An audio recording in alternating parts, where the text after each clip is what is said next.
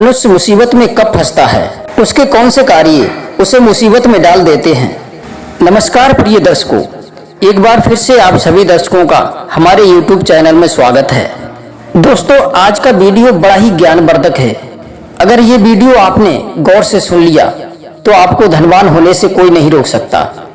यह वीडियो आपके लिए बहुत ही महत्वपूर्ण होने वाला है, इसलिए बने रहिए हमारे साथ वीडियो की समाप्ति तक। जो दर्शक हमारे चैनल पर पहली बार आए हैं, कृपया हमारे चैनल को सब्सक्राइब कर लीजिएगा, बेल आइकन ऑन करें जिससे आपको हर नई वीडियो का नोटिफिकेशन मिलता रहे। दोस्तों, शुरू करते हैं आज की ये प्यारी सी कहानी। मित्रों, एक बार की बात है। एक बार माता पार्वती और भगवान शिव श्रावण मास के महीने में अपने भक्तों को देखने के लिए पृथ्वी पर आते हैं।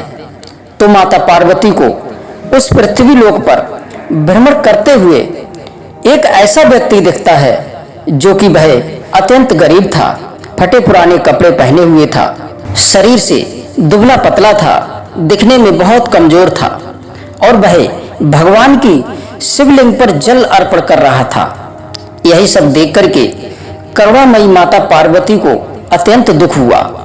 तो वे एकदम करुणा से भर उठी और भगवान शिव से कहने लगी कि हे स्वामी, ये आपका भक्त आपकी पूजा अर्चना कर रहा है, पर ये कितना गरीब है, इसके शरीर पर फटे पुराने कपड़े हैं, इसका शरीर कितना कमजोर है, इतना दुबला पतला और लाचार है, और आपकी शिवलिंग पर कितनी श्रद्धा से जल चढ़ा रहा है, इसके मन में आपके प्रति कितनी भक्ति भाव है। आप एक काम कीजिए, इसे धनवान बना दीजिए, इसे धन धान्य से परिपूर्ण कीजिए। माता पार्वती की बात सुनकर भोलेनाथ कहने लगे, हे देवी, आप तो इतनी ममतामयी हैं, आपको हर रहस्य जाने बिना हर किसी पर दया आ जाती है। आप तो हर जीव जंतु, हर प्राणी पर दया दिखाने लगती हैं। हे देवी, इसके पीछे एक रहस्य है, इसके पीछे एक बात छुपी हुई है जिसके कारण मैं इसे धनवान नहीं बना सकता। तो माता पार्वती कहने लगी कि हे स्वामी, आपके इस भक्त में ऐसी कौन सी बात है जिसे आप धनवान नहीं बना सकते, या ये धनवान बनने लायक नहीं है। यही सुनने के बाद में भगवान शिव ने कहा कि देखो पार्वती, बात यह है, इसके कर्मों में जो लिखा है उसके कारण ये धनवान बनने लायक नहीं है। इसके पूर्व जन्मों के कर्म कुछ ऐसे हैं जिसके कारण इस जीवन में ये धनवान बनने लायक नहीं है, और ना ही इस जीवन में ये धनवान बन पाएगा। इसके जीवन में गरीबी लिखी हुई है, इस कारण से यह गरीबी में दिन व्यतीत कर रहा है।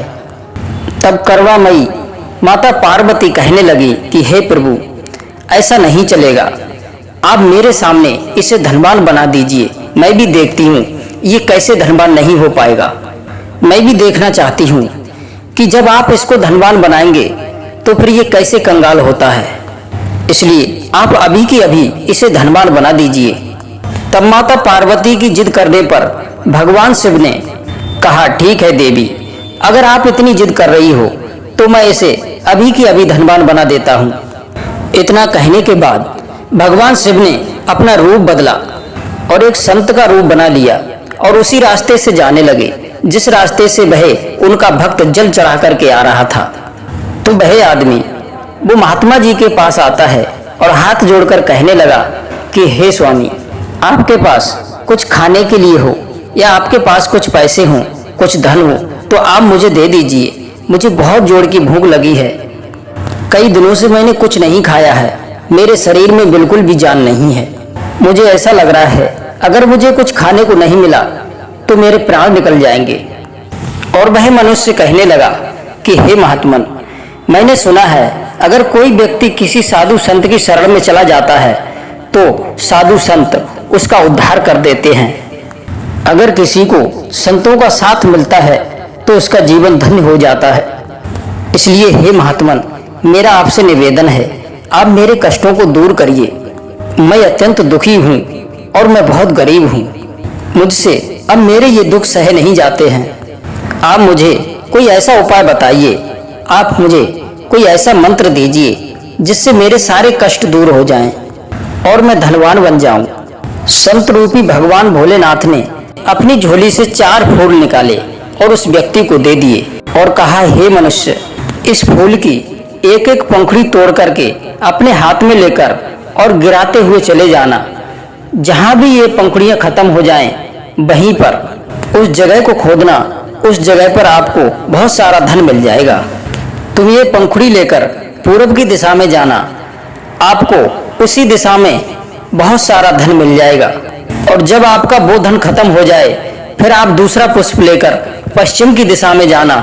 इसी तरह से एक एक पंखुड़ी जमीन पर गिराते जाना और जहां पंखुड़ी खत्म हो जाए, वहीं उसी जगह को खोदकर अपना धन निकाल लेना। इसी तरह से जब ये धन खत्म हो जाए, फिर आप उत्तर की दिशा में जाना। फिर इसी तरह से एक पुष्प लेकर के और पंखुड़ी गिराते हुए जाना। जहां पंखुड़ी खत्म हो जाए, वहीं उसी भूमि को खोदना और वहां पर आपको बहुत सारा धन मिल जाएगा। मगर हाँ, मेरी एक बात जरूर ध्यान रखना, कभी भी दक्षिण दिशा की ओर मत जाना। इस चौथे फूल को दक्षिण की दिशा में कभी प्रयोग मत करना। ये फूल हमेशा अपने पास ही रखना। ये फूल अगर आपके पास रहेगा तो आपके घर हमेशा धन दौलत बनी रहेगी, कभी भी आपके घर संपत्ति की कमी नहीं होगी। इस चौथे फूल को हमेशा अपने पास ही रखना। इतना कहकर के भगवान शंकर अपने रास्ते की ओर बढ़ जाते हैं और माता पार्वती के पास जाकर कहते हैं कि हे देवी, अब तुम देखना यह व्यक्ति क्या करता है।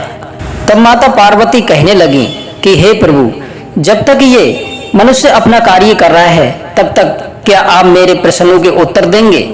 तब भगवान शिव ने कहा कि बताइए, आपके क्या प्रश्न हैं, आप पूछिए।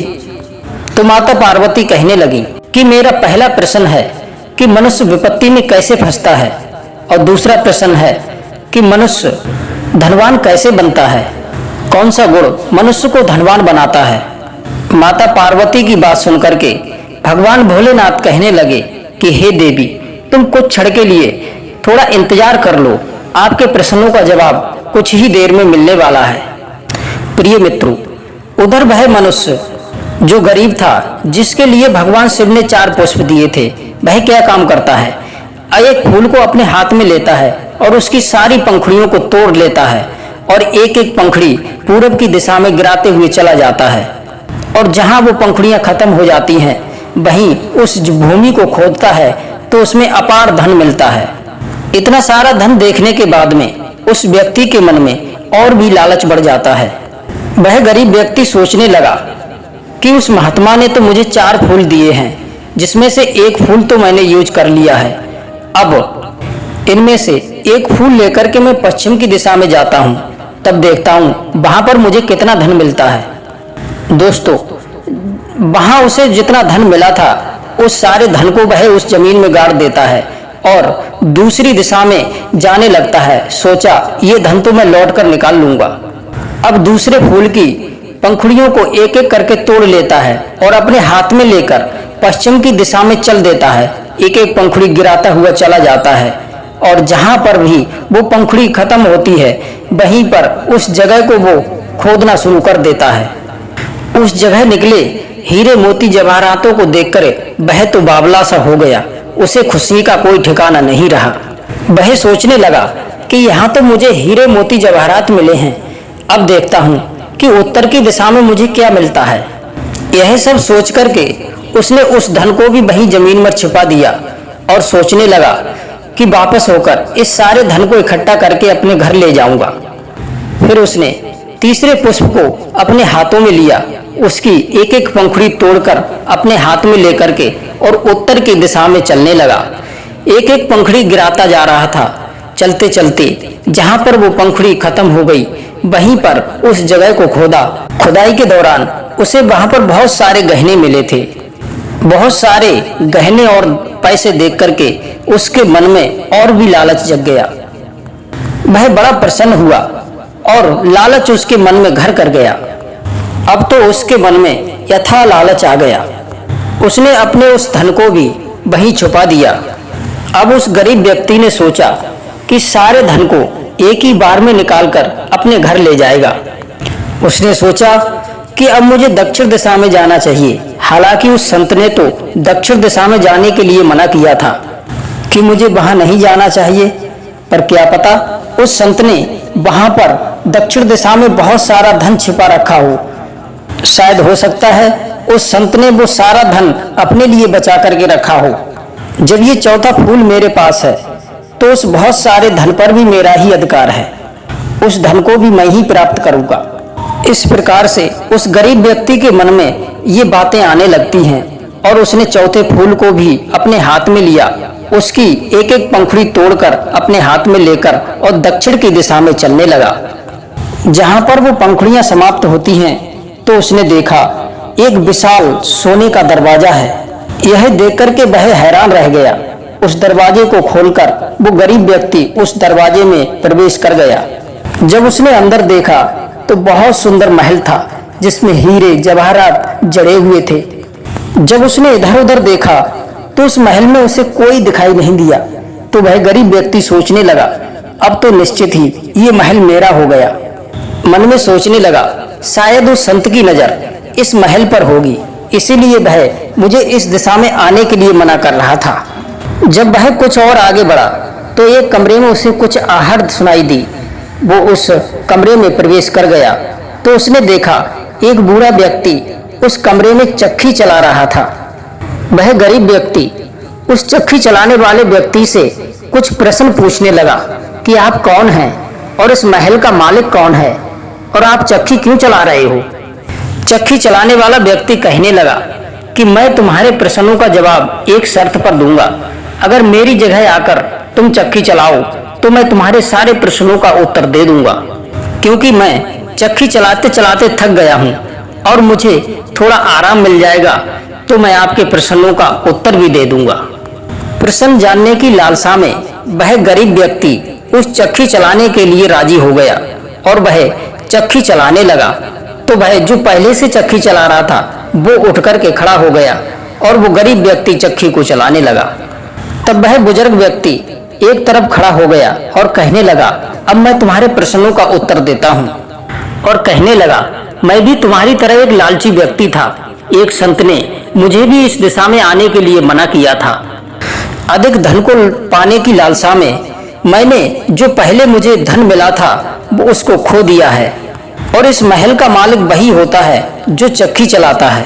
और जैसे ही ये चक्की चलना बंद हो जाएगी तभी ये महल गिर जाएगा और चक्की चलाने वाला इसी महल में दब करके मर जाएगा। मुझसे पहले इस महल का मालिक कोई और चक्की चलाने वाला था। तुम्हारी तरह मैं भी उस संत की बात को नजरअंदाज करके और अधिक धन पाने की लालसा में इधर आ गया और मैं भी इस चक्की को चलाने लगा। अब मेरी और तुम्हारी तरह जो भी लालची होगा वो आकर के इस चक्की को चलाएगा, तभी तुम इस चक्की से मुक्त हो पाओगे, अन्यथा इस चक्की को तुम जीवन भर चलाते रहो। अगर तुमने किसी प्रकार की कोई चालाकी करने की कोशिश की और जैसे ही चक्की चलाना बंद करी तो ये महल तुम्हारे ऊपर गिर जाएगा और तुम इस महल के अंदर दबकर मर जाओगे। इतना कहकर के जो पहले चक्की चला रहा था वो व्यक्ति तो वहां से चला जाता है। अब वह गरीब व्यक्ति उस महल में चक्की चला रहा था।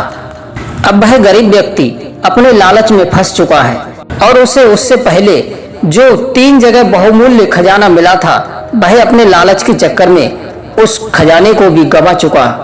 उधर भगवान शिव कहने लगे माता पार्वती से कि हे देवी, तुमने देखा वह गरीब व्यक्ति अपने लालच के चक्कर में किस तरह से बुरी तरह फंस गया है। तुम्हारा जो प्रश्न था कि मनुष्य विपत्ति में कैसे फंसता है, तो ठीक इसी तरह से मनुष्य अपने लालच में आकर के विपत्ति में फंस जाता है। लालच एक ऐसी चीज है जिसके चक्कर में जो फंस गया समझ लो वो अपना सब कुछ बर्बाद कर चुका होता है और एक ऐसी मुसीबत में जाकर के फंस जाता है जिससे निकलना उसके लिए मुश्किल हो जाता है।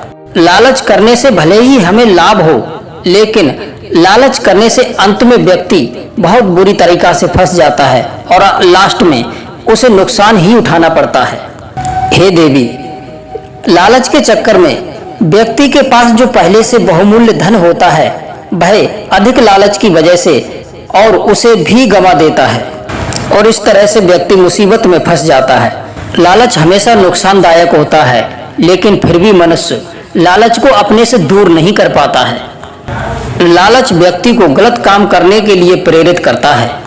लालच व्यक्ति को कहीं रुकने नहीं देता है और लालच में व्यक्ति अपने कई बार ईमान को भी खराब कर लेता है और लालच के चक्कर में अपने आसपास के या सगे संबंधियों से आदमी दूर होता चला जाता है। इसलिए व्यक्ति को लालच से दूर रहना चाहिए। इस प्रकार से लालच की वजह ही व्यक्ति मुसीबत में फंस जाता है। और हे देवी, तुम्हारा दूसरा प्रश्न है कि व्यक्ति का कौन सा गुण उसे धनवान बनाता है। अगर व्यक्ति के अंदर ये गुण होना चाहिए तो वह कभी भी गरीब नहीं होगा।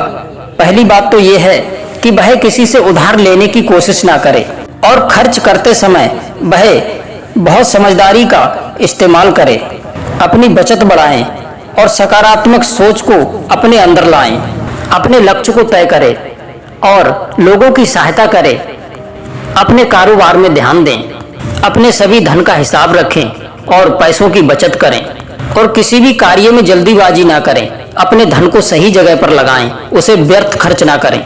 और व्यक्ति के अंदर सबसे बड़ा गुण तो ये होता है कि वह अपने लक्ष्य को तय करे। जिस व्यक्ति के जीवन में लक्ष्य नहीं होता है तो उसके जीवन में कुछ भी नहीं होता है। जिस व्यक्ति के अंदर जीवन में कोई लक्ष्य होगा तो वह अपने धन को सही जगह और अच्छी तरीका से इस्तेमाल या खर्च कर सकता है, तो उसका धन घटने की बजाय और भी बढ़ेगा।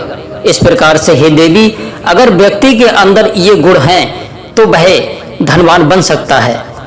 प्रश्न सुनकर के देवी पार्वती बड़ी खुश हुई और कहने लगी कि हे प्रभु, आपकी लीला आप ही जाने, मुझे तो मेरे प्रश्नों के उत्तर मिल गए, इससे मुझे बहुत संतुष्टि मिली है।